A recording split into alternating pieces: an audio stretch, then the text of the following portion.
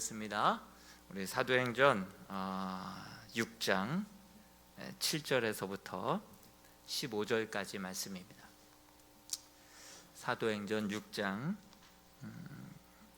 7절에서부터 15절까지 말씀을 한 절씩 교독하도록 하겠습니다. 7절부터 읽겠습니다. 하나님의 말씀이 점점 왕성하여 예루살렘에 있는 제자의 수가 더 심히 많아지고 허다한 제사장의 무리도 이 도에 복종하니라.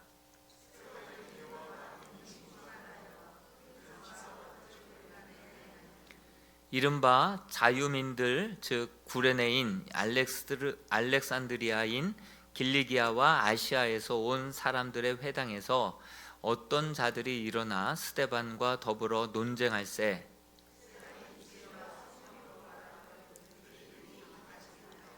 사람들을 매수하여 말하게 하되 이 사람이 모세와 하나님을 모독하는 말을 하는 것을 우리가 들었노라 하게 하고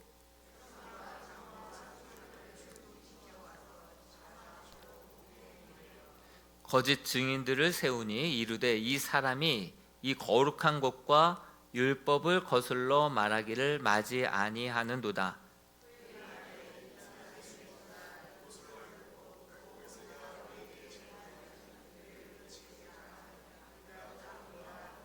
같이 읽겠습니다. 공회 중에 앉은 사람들이 다 스데반을 주목하여 보니 그 얼굴이 천사의 얼굴과 같더라. 아멘. 지난주 명절 관계로 한 주 심야기도회가 없었죠. 지지난주에 말씀 물어보면 알까요? 초대교회 안에 문제가 발생했죠.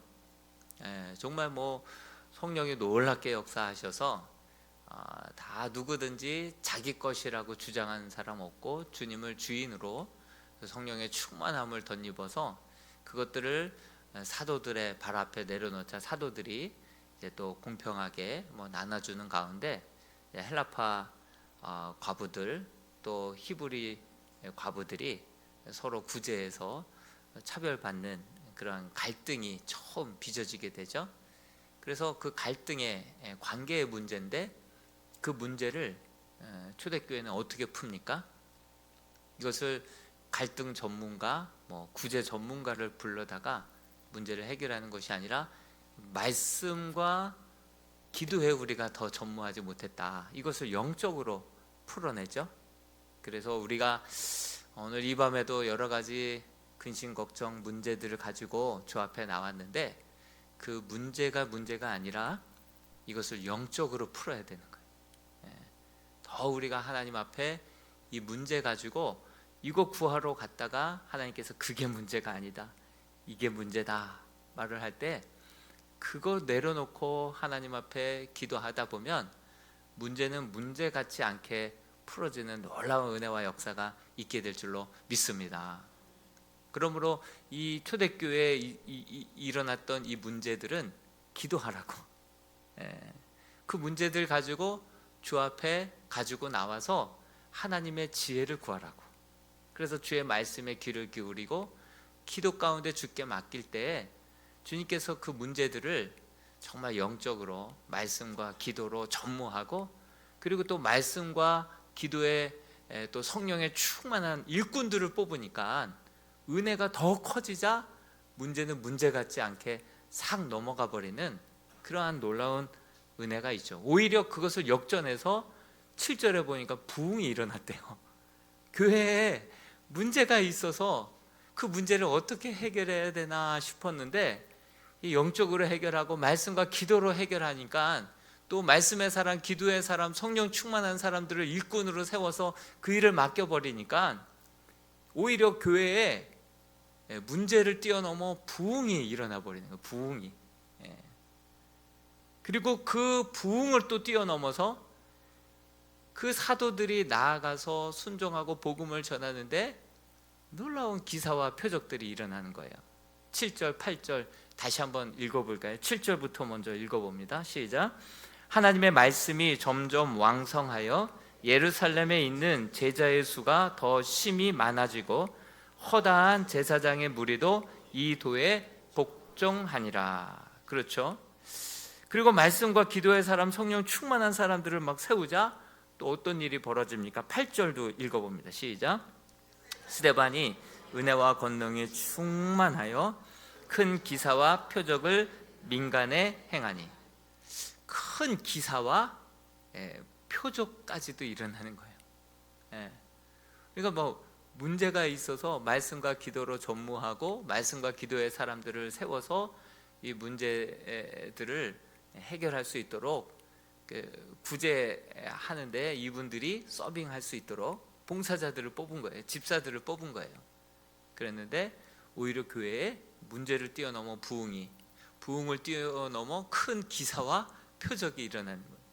이것은 사도들을 통해서 일어났던 기사와 표적인데 집사를 뽑았는데도 불구하고 이러한 역사가 나타났다라고 하는 사실이죠.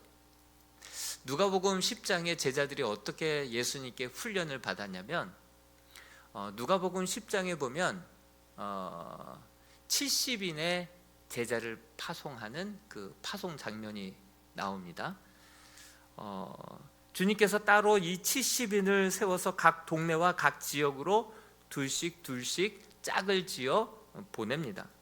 추수할 것은 많되 추수할 일꾼이 너무나도 부족하다면서 주님께서는 그렇게 70인을 제자로 막 훈련시키는, 그래서 둘씩 짝을 지어서 마을로 보냅니다. 보낼 때에는 너희가 갈 때 전대나 배낭이나 신발, 여벌을 가지고 가지 말아라. 전대는 돈주머니죠. 돈 가지고 가지 말아라. 가방 그거 쓸데없다. 신발 2벌도 필요 없다. 옷 1벌, 지팡이 하나, 신발 하나, 그리고 보낸 거예요.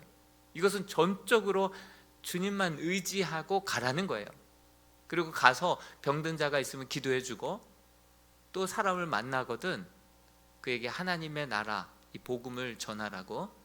그리고 너희들을 영접하면 그 가정에 평안을 빌고, 너희들을 박대하면 신발의 먼지를 떨어버리고 나와라. 그 집에 들어갈 평안 이제 없는 거죠.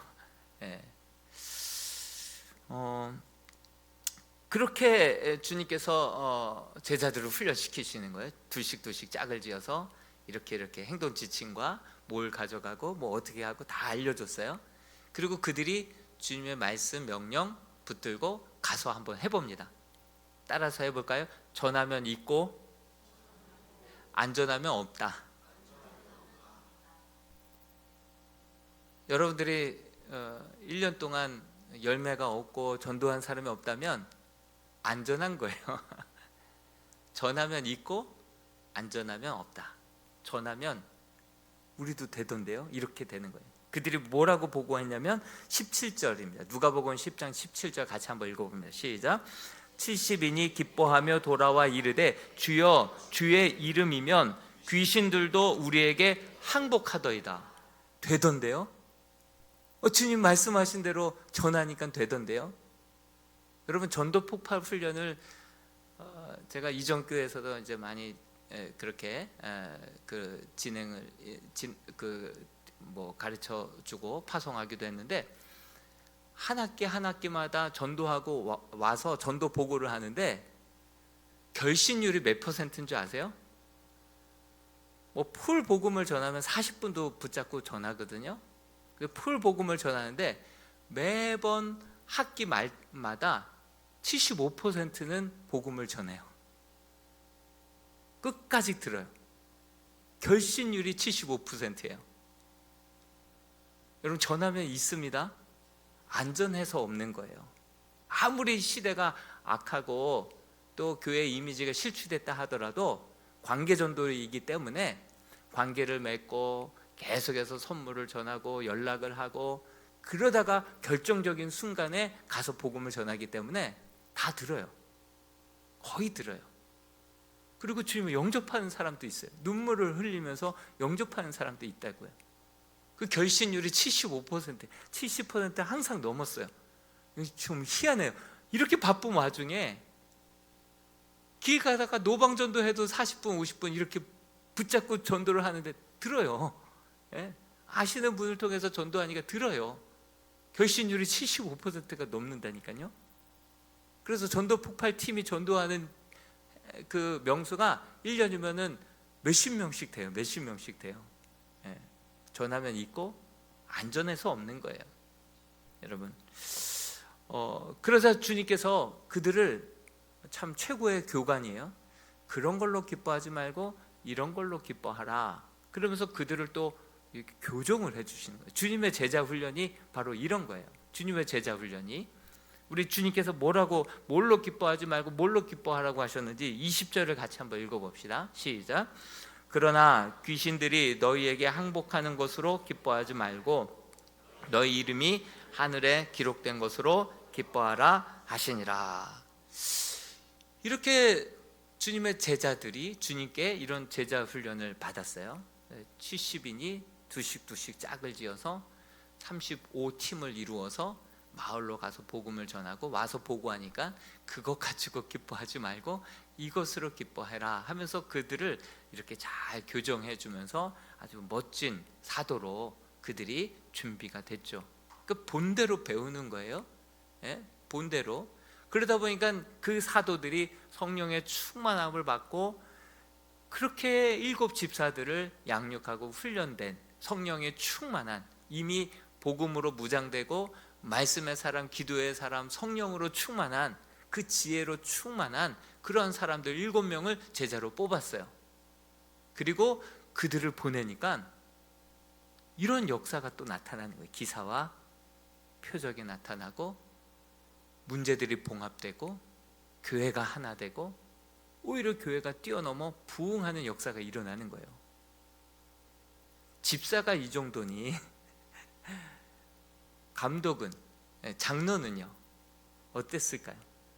여러분, 초대교회의 성도들의 수준은요 성도 이꼬로 제자였어요. 그리고 집사 이꼬로 사도와 같은 역사가 일어났다는 거예요. 감독은요 순교자였어요. 순교도 두려워하지 않고. 예? 그들의 수준이 이랬다고요. 그들의 수준이 정말 복음을 확실히 믿고 주님의 죽음과 부활을 믿기에 죽음도 불사하고 성도 이꼬로 제자였고, 제자의 수가 많아졌더라 그랬죠. 제자의 수가 많아진 거예요. 예. 그래서 성도 이꼬로 제자고요, 집사 이꼬로 사도고요, 감독 이꼬로 순교자인 거예요. 그 정도로 그들의 신앙의 질이 굉장히 높았다라고 하는 사실이에요. 오늘날은요 성도 이꼬로 제자라고 말할 수 있을까요? 집사 이꼬로 사역자라고 말할 수 있을까요? 한 명이 기침하면 전체가 감기 걸려요. 코로나가 오니까요 정말 숫자는 아무것도 아니더라고요. 예? 독감이 한번 유행하면 예배 자체가, 교회 전체가 다 흔들려 버리는, 그렇게 체질이 약해져 버린 그러한 시대가 왔어요. 오늘날에는 박해가 있을까요, 없을까요? 우리 지금 오늘날 우리 한국 교회의 상황에서 박해라는 말 혹시 온유야 아니? 박해 알아? 박해가 뭔지 알아? 핍박이 뭔지 알아? 웃지요 그러는데 박해와 핍박이 사라진 시대예요. 박해가 어디 있어요? 핍박이 어디 있어요? 예수 믿는다고 손가락질이나 조롱은 좀 받겠죠. 목사님 상처받았어요 하는 사람이 있어서 물어보면 나갈 때 인사하는데 눈 안 마주쳤다고 상처받았대요. 설교하는데 왜 내 얘기를 하시냐고, 나한테 하시는 말씀 아니냐고 상처받았대. 그러면 목사가 성도 들으라고 설교하지 누구 들으라고 설교하겠어요? 별거 아닌 거 가지고 성도들이 다 상처를 받아요. 시험에 들어요. 여러분, 예수님 침뱉음을 당했죠. 채찍에 맞았죠. 주먹질로 정말 얼굴 만신창이가 됐죠. 가시면류관 쓰고 홍포를 씌우면서 머리통 뒤에서 때리고 누가 쳤는지 맞춰보라고. 그런 핍박 속에서도 초대교회 지금 사도들 보세요. 집사가 사도와 같이 사역을 하니까 제사장조차도 말을 못해요. 입틀막이 돼버렸어요. 입틀막.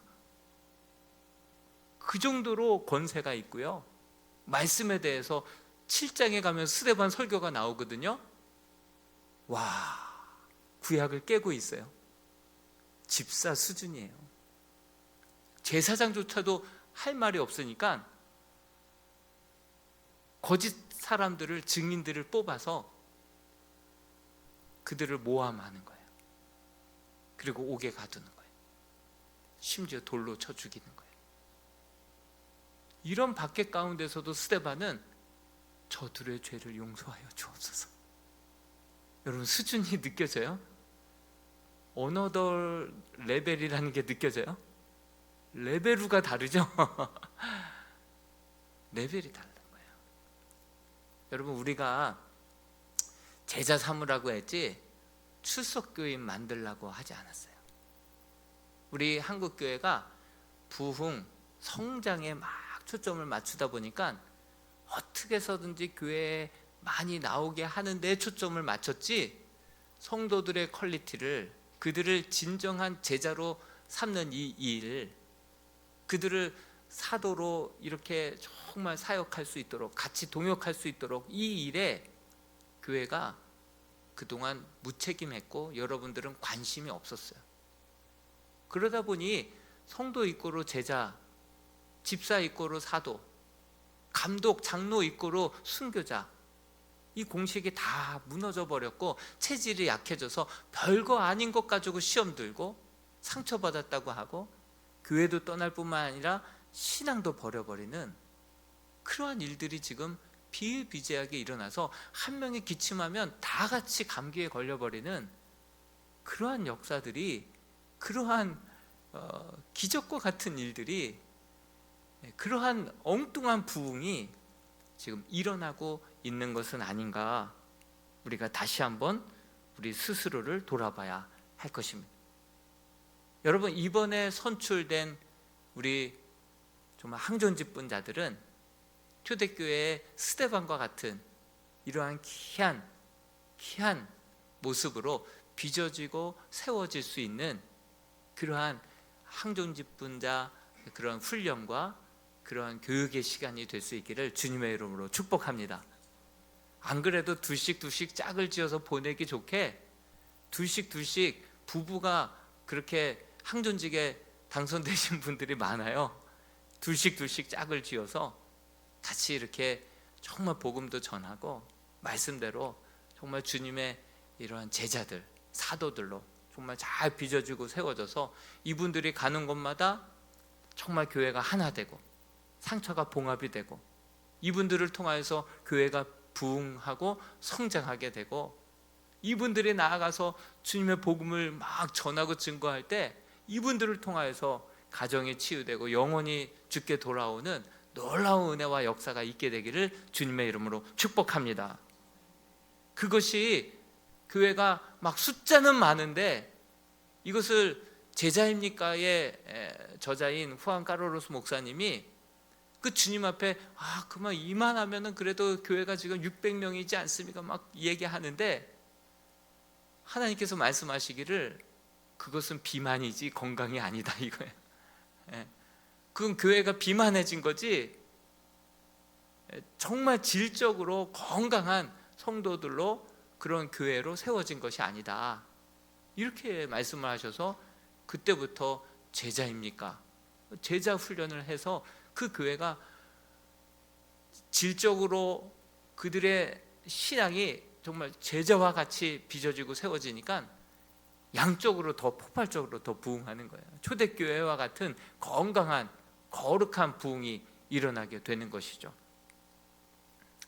여러분, 진정 이렇게 우리 이람의 교회가 성도들의 신앙의 체질이 더욱더 강해지고 초대교회와 같은 모든 성도들이 이 제자로, 주님의 제자로, 성경에서도 제자 삼으라고 했지 출석교인 만들라 이렇게 하지 않았잖아요. 그런 것처럼 정말 이번 시간들을 통하여서 한 성도 한 성도들이 제자가 되고 그들이 사도가 되어서 이와 같은 놀라운 제자 삼는 사역들이 가정마다 셀마다 일어나게 되는 그러한 은혜가 있게 되기를 주님의 이름으로 축복합니다. 이 집사가 사도급이다 보니까 박해도 사도급으로 임하는 거예요. 왜냐하면 7절 끝에 허다한 제사장의 무리도 이 도에 복종하니라. 그러니까 이들이 항상 말끝마다 지니까 이제 복음을 막 능력 있게 전하니까 사람들이 변화되죠. 죽게 돌아오죠. 기적과 표적도 나타나죠. 할 말이 없는 거야. 할 말이 없는 거예요. 이게 말로는 안 되는 거예요. 성경 지식으로도 경험으로도 증거들이 나타나니까 그 말의 권세 앞에, 그 수많은 증거들 앞에 이들이 할 말이 없는 거예요. 그러니까 거짓 증인들을 세워서 훈련을 시킵니다. 이렇게 하라고.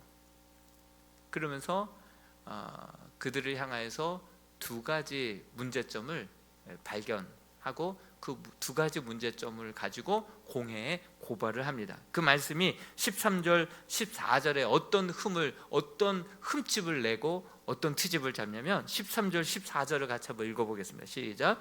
거짓 증인들을 세우니 이르되 이 사람이 이 거룩한 곳과 율법을 거슬러 말하기를 마지 아니하는도다. 그의 말에 이 나사렛 예수가 이곳으로 헐고 또 모세가 우리에게 전하여 준 규례를 고치겠다 함을 우리가 들었노라 하거늘. 그렇습니다. 이 거룩한 곳, 성전을 뜻하죠. 율법, 이 성전과 이 율법의 문제를 찾아냅니다. 나사렛 예수가 이곳을 헐고, 이게 무슨 말입니까? 성전에 대해서 예수님도 뭐라고 하셨죠? 막 제자들이 적어 보십시오. 헤롯 대왕이 지어줬던 40년에 걸쳐서 지어졌던 헤롯 성전. 제자들도 저거 막 자랑스러워하지 않았습니까? 주님 저거 보십시오. 그때 주님께서 내가 저 성전을 헐고 사흘 만에 다시 지으리라, 그렇게 말씀하셨죠. 그러니까 주님은 사람의 손으로 지은 것을 성전이라고 하지 않았어요. 사람의 손으로 지은 것을 성전이라고 하지 않았고, 우리 주님은 정말 제자 한 사람 한 사람을 성전으로 빚어주시고 훈련시켜주시고 그들을 보낸 거죠. 여러분들이 교회이고 여러분들이 성전인 줄로 믿습니다.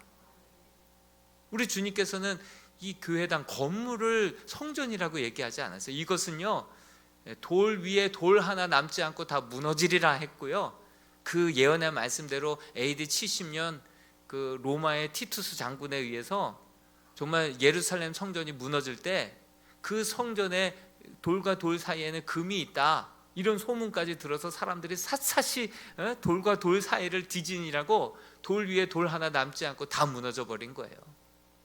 사람의 손으로 지은 이 건물을 성전이라고 하지 않고요, 여러분, 한 사람 한 사람을, 각 사람을 그리스도 안에서 진정한 성전으로, 그렇게 주님의 제자로 우리 주님께서는 빚으시고 그들에게 귀한 사명을 맡기신 거예요. 여러분들이 교회고 여러분들이 성전이고요. 스데반도 사도행전 7장에 계속 그 얘기하고 있는 거예요. 예수님과 같이 똑같이 사람의 손으로 지은 것, 이 화려한 이 성전이 이게 성전이 아니다. 주님 이곳에만 계시는 거 아니다. 그러면서 그 성전에 관한 이야기, 그리고 그들이 고발했던 것은 두 번째는 율법에 대해서 고발했거든요. 바로 그 율법에 대해서 모세가 우리에게 전하여 준 규례를 고치겠다. 그러니까 예수님도 결국은 성전 모독죄, 그리고 하나님의 아들이라고 자꾸 얘기하니까 신성 모독죄, 이걸로 십자가 처형을 당했잖아요. 스데반도 성전 모독죄, 이거 걸린 거예요. 그리고 뿐만 아니라 이 율법 모독죄, 모세를 그렇게 비난해? 그러면서 이 율법 모독죄, 이 두 가지 때문에 바로 돌에 맞아 죽었어요. 예수님도 성전 이 모독죄 때문에 죽으셨는데, 여러분 진짜 건물이 교회가 아니라 예수님도 지금 그 얘기하고 있는 거고, 스데반도 그 얘기하고 있고요, 바울도 그 얘기하고 있어요. 고린도전서 3장 16절 같이 한번 읽어볼까요? 시작. 너희는 너희가 하나님의 성전인 것과 하나님의 성령이 너희 안에 계시는 것을 알지 못하느냐. 스데반을 돌로 쳐 죽이고 그의 옷을 그 앞에 던져놨는데, 스데반을 돌로 쳐 죽이는데 앞장섰던 사람이 바울이거든요. 다메섹 도상에서 예수 그리스도를 만나고 그의 모든 가치관이 송두리째 바뀌면서 그도 이 고백하고 이 고백 때문에 사형당하는 거예요. 여러분, 건물이 성전이 아니라 여러분들 한 분 한 분이 교회이고 진정 성전으로 지어져 가야 되고, 여러분들 한 분 한 분이 정말 진정 주님의 제자요, 주님의 교회요, 여러분들이 그 약속의 말씀대로 살아가는 삶이 예배의 삶인 줄로 믿습니다. 그것을 지금 선포하고 있는 거예요. 이 스데반도 지금 그 얘기하고 있는 거예요. 그 얘기하고 있는 거예요. 여러분, 성전은 어떤 곳이 성전입니까? 하나님과의 만남이 있는 곳이 성전인 줄로 믿습니다. 그런데 교회 와서만이 하나님 만나주시는 것이 아니라 여러분들이 가정에서 큐티책을 펼치고 하나님과 말씀을 통해서 교제 나누는 그곳이 바로 교회인 줄로 믿습니다. 하나님의 말씀의 다스림을 받는 그 땅이 하나님의 나라인 거예요. 하나님의 나라는 여기 있다 저기 있다 영토 개념이 아니라 하나님의 말씀에 순종하는 자가 바로 하나님의 그러한 나라인 것이죠. 그런 말씀에 순종하는 삶이 바로 예배자의 삶인 것이죠. 장소가 하나님의, 이 건물이 하나님의 교회 성전이 아니라 바로 한 사람 한 사람이 엎드려서 하나님을 만나는 그 자리가 바로 교회이고, 하나님이 함께 하시는 곳이 바로 천국이고, 그것이 바로 하나님의 나라인 줄로 믿습니다. 그것을 예수님이 그거 얘기했다고 십자가 처형, 성전 모독죄로 그렇게 십자가에 처형을 당하신 거예요. 그리고 스데반이 돌에 맞아 죽은 거예요. 그리고 예수님도 저들의 죄를 용서해 달라고 그랬죠. 스데반도 저들을 용서해 달라고, 사해 달라고. 그리고 그렇게 앞장서서 죽였던 사도 바울이 다메섹에서 예수 그리스도를 만나고 모든 가치관, 예수님이 그 유일신이잖아요. 유대인들은 인간을 하나님이라고 어떻게, 이거 신성 모독이라고 해서 예수를 죽였는데, 나는 내가 핍박하는 예수니라 피 가운데 만난 거예요. 그러면서 모든 가치관이 완전히 바뀌게 된 거예요. 그리고 사도 바울 입에서 너희는 바로 하나님이 거하시는 성전이니라. 사도 바울도 그 얘기하고 있는 거예요. 그것 때문에 또 순교를 당하는 거예요. 그것을 잊지 않았으면 좋겠습니다. 여러분들이 어느 곳에 있든지 누구를 만나든지 여러분들은 하나님이 함께 하시는 거룩한 성전이고, 여러분들이 하나님 앞에 엎드려 기도하는 그 자리, 큐티하는 그 자리, 말씀 보는 그 자리, 그곳이 바로 교회인 줄로 믿습니다. 그리고 그 말씀에 순종하며 살아가는 그 삶이 삶의 예배인 줄로 믿습니다. 하나님의 만남이 있는 곳, 말씀의 약속이 있는 곳, 그리고 그 말씀을, 그 주신 약속의 말씀을 이해가 안 되든 정말 이해가 되든 붙들고 기다리고 또 순종하는 그러한 삶, 그 자가 바로 주님의 제자이고 바로 성전이고, 그 사람이 가는 곳이 하나님의 나라가 되는 것인 줄로 믿습니다. 그것을 지금 이야기하고 있는 거예요. 그러면서 이 사도행전 7장에 보면 60절까지 말씀이 나오죠. 정말 이 설교를 한번 집에 가서 다음 주에 오시기 전에 설교를 한번 쫙 읽어보고 오세요. 어떤 내용의 설교인가. 이 설교하고 돌에 맞아 죽거든요. 근데 이 말씀을 보면요, 이 바울의 설교가 스데반의 설교를 넘지 못해요. 다 이 인상이 얼마나 강력했는지 바울의 설교 내용을 보면 다 스데반의 설교를 넘지 못하고 그대로 다 포함되어 있어요.